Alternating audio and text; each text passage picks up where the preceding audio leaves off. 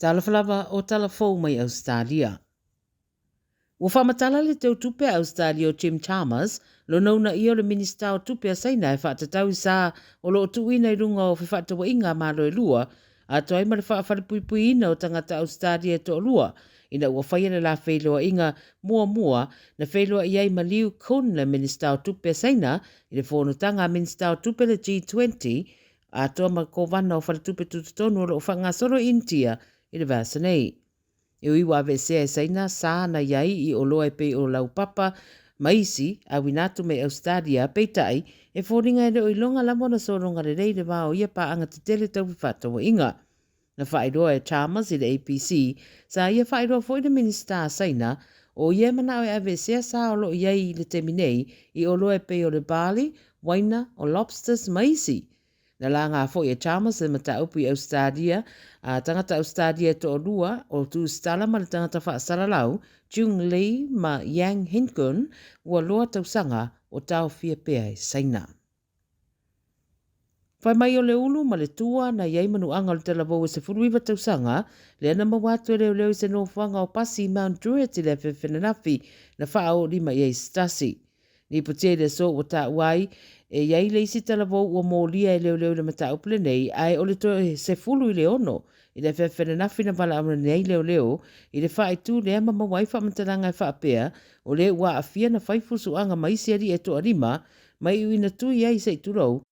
e se tasi o le to arima lea maafu ai manuanga. E na o le sifuru ono tausanga o le tamaititi sa pu ina mai e leo mai Buringora Street I Warrington, e la afo le sifuru le po na po, mō ria le whao o manua ma le fusu I no fuanga whaitele, e leo mo whaiona tala I tua, ai tura I le so I le whamsinonga.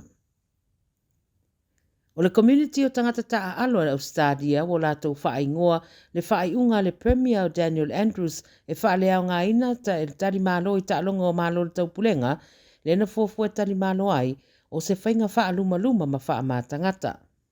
O mōni maua nisi o I lātou ia ua whairoi runga o whatalanoanga I upeng ta whairangi, ua whaari ai whina ngalo, e langona le maa pe a manatu I le whaiunga ua whaia, pe a maa whau le tere o tausanga o whaia nei fuafuanga I taalonga whaavao malo, I le lalolangi a o leo le a le mawhaio na whaawau e Ausetalia.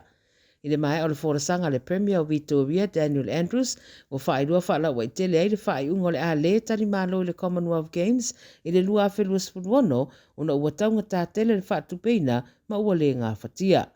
O nisi na whairua whina ngalo o pule nu o whaitu sa fuafue whaia I taalonga, sa o lātou tā uele I longo ina I lātou le nei whaiunga, ma whato a longo lava I le tala, I le teimi na whorasi ai rumo le au whaasara lauma le au tu stala, ma I rua tele le lalolangi.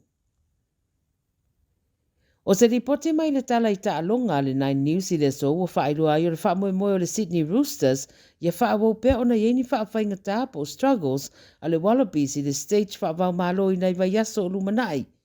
Mafua le manatu o na ua tā ua, o lo whaamoe le kalapu ia mana o mia ne loa le Unilaka Pia Australia, le rita alo Joseph Swalii, ia whaamatu ua ne ai ia whetaui ma le teime le ipole larolangi a se tema.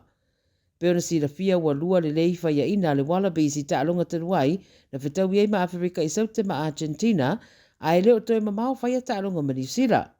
Wa mai ona sai niera kon karate a suari I e sui mai ai le uni, a se iwanga na wa mai ana na kon karate le Roosters, I le whai unga ta misanga I le tausanga fōrua whedusru whaa. Ta ua ripoti e matua ova ma le fia le Roosters, pe a mawhai ona wha matu suari I le whai unga le ta misanga le nei, I e whetau iei ma le ipo le rarangi. O le lātou talitonunga e pe ona whaeroa le tusinga, o le tupetele o loo whaaru I asuari e mawhai ona whao ngā I se isi whainga e siri atu, e toi whaare rei aira lātou reina I luma, ma sa I aisa lātou a whalelei. O loo whea ngai fo I le Roosters maru I tau I le tamisanga o loo anu nei, ia maa o loo iei le awanoa lātou te ono misia I le finals o le tamisanga pe a le lava. Ma le tala mulimuli, o le ama whaiona umi o na tatala au unanga whalitani malo makalapu o le stala I New South Wales,